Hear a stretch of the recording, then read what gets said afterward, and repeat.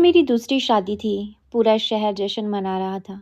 लेकिन जैसे ही गेट पर वो नीली रॉयल्स रॉय की रुकी, मेरी शेरवानी पसीने से भीग गई, क्योंकि उस गाड़ी से उतरने वाली कोई और नहीं, मेरी वो पूर्व पत्नी थी, जिसे मैंने 3 साल पहले कंगाल कहकर घर से निकाला था। शहर के सबसे आलीशान बैंक्वेट हॉल में अर्जुन की दूसरी शादी का उत्सव चल रहा था। चारों तरफ मोंगरे के फूलों की महक और महंगे इत्रों का मिश्रण हवा में तैर रहा था। अर्जुन, जो शहर का एक जाना माना बिल्डर था, आज रेशमी शेरवानी में सजा हुआ अपनी नई दुल्हन के साथ मंच पर बैठा था। लेकिन उसकी आंखों में वह चमक नहीं थी जो एक दुल्हे की होनी चाहिए। उसकी नज़रें बार बार मुख्य द्वार की ओर जा रही थी। 3 साल पहले इसी तरह के एक माहौल में उसने मीरा को अपनी जिंदगी से बाहर का रास्ता दिखाया था। उस वक्त उसने मीरा से कहा था, तुम मेरे नाम और पैसे के बिना एक दिन भी टिक नहीं पाओगी। वह तलाक केवल दो लोगों का अलग होना नहीं था, बल्कि मीरा के आत्मसम्मान का कुचला जाना था। अर्जुन ने उसे एक साधारण घरेलू महिला समझकर त्याग दिया था। आज उसने एक अजीब से अहंकार में मीरा को अपनी शादी का कार्ड बेचा था, ये दिखाने के लिए कि वह उसके बिना कितना खुश और सफल है। तभी रात के 9 बजे हाल के बाहर टायरों के रगड़ने की एक भारी आवाज़ सुनाई दी। संगीत की धुनें धीमी पड़ गई। लोगों की बातचीत रुक गई। एक गहरे आधी रात के नीले रंग की रॉयल्स रॉय गोस्ट धीरे धीरे पोर्टिका में आकर रुकी। इस गाड़ी की कीमत और उसकी दमक ने वहां मौजूद करोड़पति मेहमानों को भी हैरान कर दिया। ड्राइवर ने फुर्ती से उठकर पीछे का दरवाज़ा खोला। गाड़ी से जो शख्सियत बाहर निकली, उसे पहचानना अर्जुन के लिए नामुमकिन सा लग रहा था। वह मीरा थी, लेकिन वह मीरा नहीं जिसे अर्जुन ने घर से निकाला था। उसने गहरे लाल रंग की हाथ से बुनी हुई सिल्क की साड़ी पहनी थी। गले में हीरो का एक बारीक लेकिन बेहद कीमती हार था। और सबसे बड़ी बात, उसके चेहरे पर वह आत्मविश्वास था जो केवल अपनी मेहनत से बनाई गई पहचान से आता है। मीरा ने बिना किसी जिद के सिर उठाकर हाल के अंदर कदम रखा। उसकी हर आहट में एक गूंज थी जो अर्जुन के पुराने तानों को चुनौती दे रही थी। मीरा जब हाल के बीचों बीच से गुजरी तो ऐसा लगा मानो वक्त ठहर गया हो। अर्जुन के माता पिता, जो कभी मीरा को किस्मत की मारी कहकर कोसते थे, आज अपनी आंखें मूंद कर उसे पहचानने की कोशिश कर रहे थे। मीरा के चलने के अंदाज में ना तो कोई नफरत थी, ना ही कोई पुराना दर्द। उसमें सिर्फ एक ठहराव था। वह धीरे धीरे उस ऊंचे मंच की ओर बढ़ी जहां अर्जुन अपनी नई दुल्हन के साथ बैठा था। अर्जुन के चेहरे का रंग उड़ चुका था। उसने उम्मीद की थी कि मीरा शायद फटेहाल आएगी, या कम से कम उसके चेहरे पर दुख की लकीरें होंगी। लेकिन जहाँ तो तस्वीर ही उल्ट थी। उसकी नई दुल्हन, जो खुद एक अमीर घराने सी थी, वह भी मीरा की शख्सियत और उसकी उस आलीशान गाड़ी को देखकर आज सुरक्षित महसूस करने लगी। पूरा हाल फुसफुसाहटों से भर गया था। क्या यह वही मीरा है? इतना बदलाव कैसे आया? मीरा मंच पर चढ़ी और सीधे अर्जुन की आंखों में आंखें डालकर मुस्कुराई। अर्जुन की आवाज़ जैसे गले में ही अटक गई हो। उसने हल्कलाते हुए कहा, मीरा तुम, मुझे लगा नहीं था कि तुम आओगी। मीरा ने बड़ी शालीनता के साथ जवाब दिया, निमंत्रण तुम्हारा था अर्जुन, और इस दिन को देखने की इच्छा मेरी भी थी। तुमने हमेशा कहा था कि मैं तुम्हारे बिना कुछ नहीं हूँ, तो सोचा आज तुम्हें दिखाई दूँ कि जब एक औरत अपने टूटे हुए टुकड़ों को समेटती है तो वह पहले से कितनी ज़्यादा मजबूत हो जाती है। अर्जुन कुछ बोल पाता उससे पहले ही मीरा ने अपने क्लच से एक सुनहरे रंग का लिफाफा निकाला। ये कोई साधारण शगुन का लिफाफा नहीं था, बल्कि उस पर एक अंतर्राष्ट्रीय लीगल फर्म की मुहर लगी थी। मीरा ने वह लिफाफा अर्जुन की ओर बढ़ाया। हाल में मौजूद सभी लोग गर्दन ऊंची करके देखने लगे कि आखिर उस लिफाफे में ऐसा क्या था। अर्जुन ने कांपते हाथों से लिफाफा खोला। उसे लगा कि शायद कोई चेक होगा या कोई शुभकामना जा संदेश। लेकिन जैसे ही उसने कागज बाहर निकाले, उसके पैरों तले जमीन खिसक गई। वह कोई उपहार नहीं था, बल्कि एक इक्विटी डीड थी। अर्जुन जिस महत्वाकांक्षी रियल स्टेट प्रोजेक्ट के लिए पिछले 2 सालों से फंडिंग ढूंढ रहा था और जिसके डूबने के डर से वह रातों को सो नहीं पाता था, उस प्रोजेक्ट के 51% शेयर अब एम वी एंटरप्राइजेज के पास थे। और उस कंपनी की इकलौती मालकिन मीरा थी। मीरा ने उसे उसकी बर्बादी से बचाने के लिए नहीं, बल्कि उसकी सफलता की डोर अपने हाथों में लेने के लिए वह तोहफा दिया था। हाल में सन्नाटा इतना गहरा था कि अर्जुन के हाथों में कांपते हुए उन कागजों को सरसराहट भी सुनाई दे रही थी। अर्जुन की आंखों के सामने अंधेरा छाने लगा। जिस प्रोजेक्ट को उसने अपना भविष्य मानकर अपनी पूरी साख दांव पर लगा दी थी, उसका मालिकाना हक अब उसकी उस पूर्व पत्नी के पास था, जिसे उसने कभी नकारा कहकर ठुकरा दिया था। उसने फटी हुई आवाज में पूछा, मीरा, ये सब कैसे? तुम्हारे पास इतने पैसे और इतनी पावर कहाँ से आई? तुम तो सिर्फ एक हाउसवाइफ थी। मीरा ने गहरी सांस ली और अपनी नज़रों को पूरे हाल में घुमाया, जहाँ शहर के बड़े बड़े दिग्गज मजदूर थे। उसने माइक हाथ में लिया और शालीनता से बोलना शुरू किया। अर्जुन, तुमने मुझे घर से निकालते वक्त कहा था कि चूल्हे चौके के अलावा मुझे कुछ नहीं आता।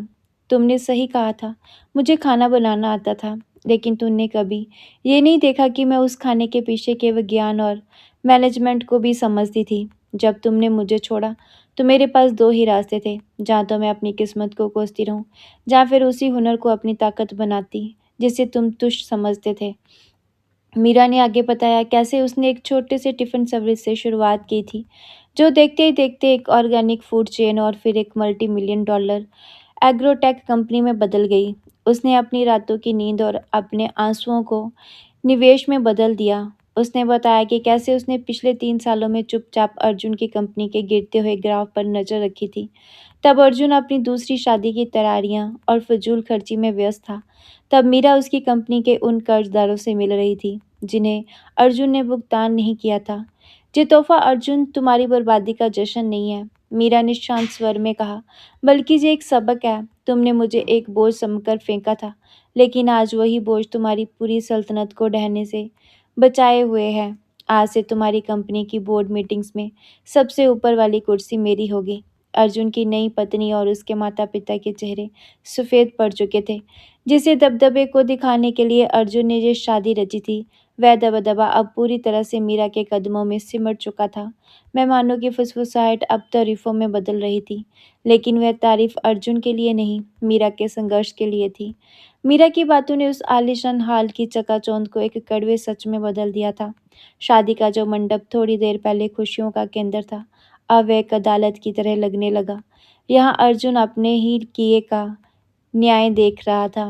पंडित जी ने मंत्र पढ़ना शुरू करने की कोशिश की, लेकिन अर्जुन के हाथ इतने कांप रहे थे कि वह पूजा की सामग्री भी नहीं पकड़ पा रहा था। उसकी नई पत्नी रिया, जो अब एक रसूखदार परिवार से ताल्लुक रखती थी, अब खुद को ठगा हुआ महसूस कर रही थी। उसे लग रहा था कि उसने एक सफल बिजनेसमैन से हाथ मिलाया है, लेकिन जहाँ तो उसे पता चला उसके होने वाले पति की कंपनी की चाबी उसकी पूर्व पत्नी की जेब में है। रिया ने गुस्से में अपना पल्लू संभाला और अर्जुन की ओर मुड़कर चिल्लाई, अर्जुन, तुमने मुझे ये क्यों नहीं बताया कि तुम्हारी आर्थिक स्थिति इतनी खराब है कि तुम्हारी एक्स वाइफ को तुम्हें बचाना पड़ रहा है? क्या ये शादी सिर्फ मेरी फैमिली के इन्वेस्टमेंट्स पाने के लिए का एक जरिया था? हाल में मौजूद मेहमान अब खुलेआम मजे लेने लगे। अर्जुन के माता पिता, जो कभी मीरा को हीन भावना से देखते थे, अब सिर झुकाए कोने में खड़े थे। वह वही लोग थे जिन्होंने मीरा को घर से निकालते वक्त उसके कपड़ों तक की तलाशी ली थी, और आज वही मीरा उसके पूरी विरासत की मालिक बन बैठी थी। अर्जुन ने गुस्से और शर्मिंदगी के मिले जुले स्वर में मीरा की ओर कदम बढ़ाया और चिल्लाया, तुमने ये सब जानबूझकर किया। मेरी शादी के ही दिन तुमने ये ड्रामा करना था। तुम बदला लेना चाहती थी ना? मीरा की आंखों में रत्ती भर भी क्रोध नहीं था, बस एक गहरी करुणा थी। उसने शांति में जवाब दिया, बदला कमज़ोर लोग लेते हैं अर्जुन, मजबूत लोग बदलाव लाते हैं। मैंने आज का दिन इसलिए चुना क्योंकि तुम इसी दिन अपनी सबसे बड़ी जीत का जश्न मनाने वाले थे। मैं तुम्हें बस ये एहसास करवाना चाहती थी कि जिस औरत को तुमने पैरों की धूल समझा था, वह आज तुम्हारे सिर का ताज खरीदने की ताकत रखती है। तुम्हारी कंपनी के शेयर गिर रहे थे, बैंक तुम्हारे घर की कुर्की का नोटिस भेजने वाले थे। मैंने वो कर्ज चुका दिया है, इसलिए नहीं कि मुझे तुमसे प्यार है, बल्कि इसलिए क्योंकि मैं नहीं चाहती थी कि कल को कोई ये कहे कि मीरा का पूर्व पति सड़कों पर आ गया। मीरा ने इतना कहकर अपना बैग उठाया और मुड़ने लगी, लेकिन जाने से पहले उसने रिया की ओर देखा और धीमी आवाज में कहा, सावधान रहना। जो इंसान एक औरत की मेहनत की इज्जत नहीं कर सकता, वह कभी किसी का सगा नहीं हो सकता। मीरा के जाने के बाद हाल का सन्नाटा और भी भारी हो गया। अर्जुन के हाथ में पकड़ी हुई डीड के कागज अब उससे किसी जलते हुए कोयले की तरह महसूस हो रहे थे। मेहमानों ने एक एक करके खिसकना शुरू कर दिया। कोई भी इस शर्मनाक मंजर का गवाह नहीं बनना चाहता था। रिया, जो कुछ ही मिनट पहले दुल्हन के जोड़े में चमक रही थी, उसने अपने सेहरे उतार कर फेंक दिए। उसने अर्जुन के चेहरे पर नफरत भरी एक नज़र डाली और बिना एक शब्द कहे अपने परिवार के साथ हाल से बाहर निकल गई। अर्जुन ने उसे रोकने की कोशिश की, लेकिन उसके पैरों में जैसे जान ही नहीं बची थी। वह उसी मंडप की सीढ़ियों पर ढह गया, जहां वह अपनी नई जिंदगी का जश्न मनाने आया था। उसके माता-पिता उसके पास आए, लेकिन आज उसके पास देने के लिए ना तो कोई दिलासा था, ना ही कोई समाधान। अर्जुन को रह रहकर मीरा का वह चेहरा याद आ रहा था, जब उसने 3 साल पहले रोते हुए उसे एक आखिरी मौका मांगा था। उस दिन उसने मीरा के आंसुओं की कदर नहीं की और आज उसने खुद के आंसू पोंछने वाला कोई नहीं था। उसे समझ आ गया था कि पैसा कमाना आसान हो सकता है, लेकिन किसी के चरित्र और मेहनत को कम आंकना उसकी जिंदगी की सबसे बड़ी भूल थी। मीरा ने उसे आर्थिक रूप से तो बचा लिया था, लेकिन नैतिक रूप से उसे पूरी तरह दुनिया के सामने नंगा कर दिया था। उधर बैंक्वेट हॉल में बाहर की ठंडी हवा में मीरा अपनी गाड़ी की ओर बढ़ी। उसका ड्राइवर इंतजार कर रहा था। जैसे ही वह अपनी रॉयल्स रॉय की पिछली सीट पर बैठी, उसने खिड़की से उस चिकचिमाते हुए हाल को आखिरी बार देखा। उसके चेहरे पर ना तो कोई अहंकार था, ना ही कोई खुशी। वह सिर्फ एक सुकून था। ये सुकून बदला लेने का नहीं, बल्कि खुद को साबित करने के उस सफ़र के पूरे होने का था। उसने अपने फ़ोन पर अपनी सेक्रेटरी को मैसेज किया, कल सुबह 9 बजे अर्जुन की कंपनी की पहली बोर्ड मीटिंग फिक्स करो। अब वक्त है प्रोफेशनल होने का। गाड़ी अंधेरी सड़क पर धीरे धीरे ओझल हो गई। मीरा अब केवल एक पूर्व पत्नी थी। वह एक साम्राज्य की स्वामिनी थी, जिसने अपनी किस्मत की लकीरें खुद अपने हाथों से लिखी थी।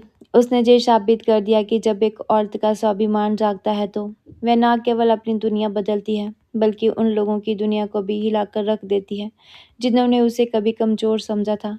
अर्जुन के लिए वह रात अंत की रात थी, लेकिन मीरा के लिए वह एक